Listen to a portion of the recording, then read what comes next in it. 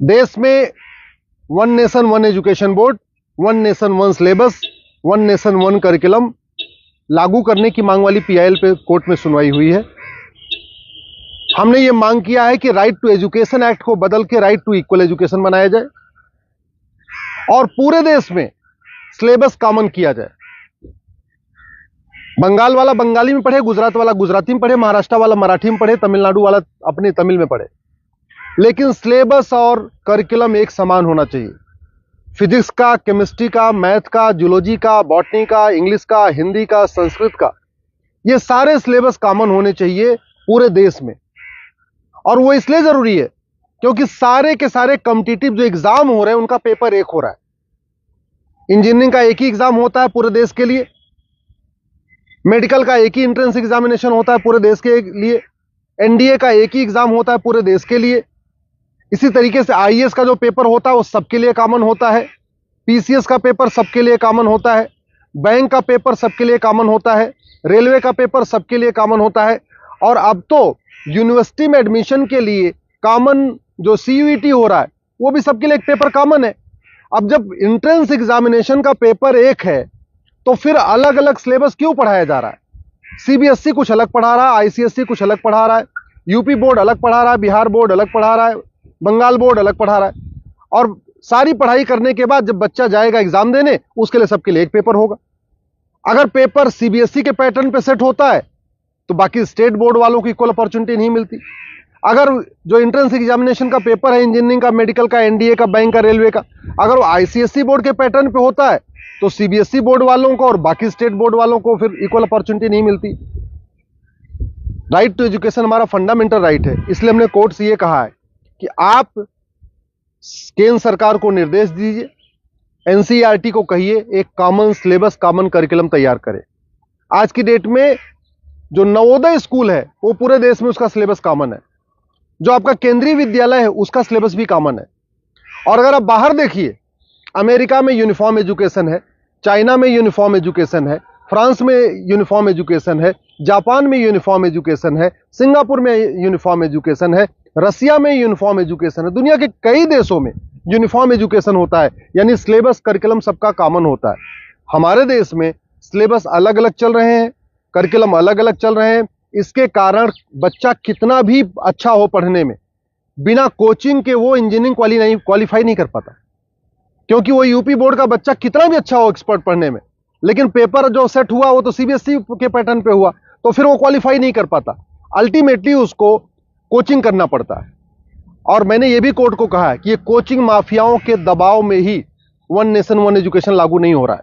Coaching mafia इतने powerful है, इनका लगभग 5 लाख करोड़ रुपए का कोचिंग का बिजनेस है हर साल का।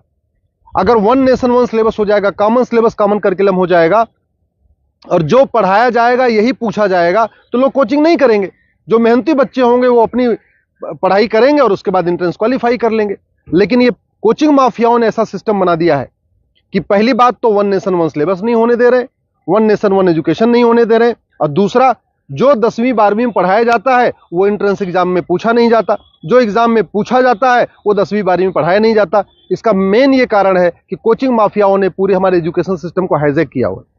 और दूसरी बात ये भी है, जो बुक माफिया हैं, पब्लिशर हैं, ये नहीं चाहते कॉमन सिलेबस कॉमन करिकुलम हो। क्योंकि अगर कॉमन सिलेबस कॉमन करिकुलम हो जाएगा और सिलेबस कांस्टेंट रहेगा, 2 साल 3 साल 4 साल तक वही रहेगा, तो फिर जो पब्लिशर है इनकी किताब कोई नहीं खरीदेगा, लोग एनसीईआरटी किताब खरीद लेंगे। जो एनसीईआरटी छापेगा अगर वही लोग किताब में स्कूल में चलाएंगे तो एनसीईआरटी किताब 100 रुपए की मिलती है, प्राइवेट पब्लिशर उसको 500-1000 रुपए की बेचते हैं। तो बुक माफिया नहीं चाहते कि कॉमन सिलेबस कॉमन करिकुलम हो, एनसीईआरटी किताब हर जगह लागू हो। कोचिंग माफिया नहीं चाहते यूनिफॉर्म सिलेबस हो, यूनिफॉर्म करिकुलम हो, वन नेशन वन सिलेबस हो। और स्कूल माफिया नहीं चाहते कि one nation one education board हो। सीबीएसई बोर्ड वाले चाहते हैं कि उनका सीबीएसई बोर्ड अलग से चलता रहे, जिससे उनकी दुकान चलती रहे।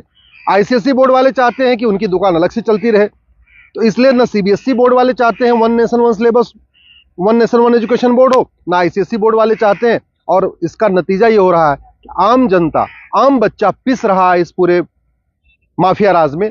इसलिए मैं कोर्ट से निवेदन किया है। कोर्ट ने केंद्र सरकार के शिक्षा मंत्रालय को और कानून मंत्रालय को 4 हफ्ते के अंदर जवाब दाखिल करने के लिए कहा है। एनसीईआरटी, सीबीएसई बोर्ड और आईसीएसई बोर्ड को बोला है 4 हफ्ते के अंदर जवाब दाखिल करिए। दिल्ली सरकार को भी बोला है कि आप भी अपना स्टैंड क्लियर करिए, आप क्या चाहते हैं, आप one nation one syllabus, one nation one curriculum चाहते हैं या नहीं चाहते, आप one nation one education board चाहते नहीं चाहते। और 4 हफ्ते के बाद जवाब आ जाएगा, फिर 11 दिसंबर को इसकी अगली सुनवाई होगी।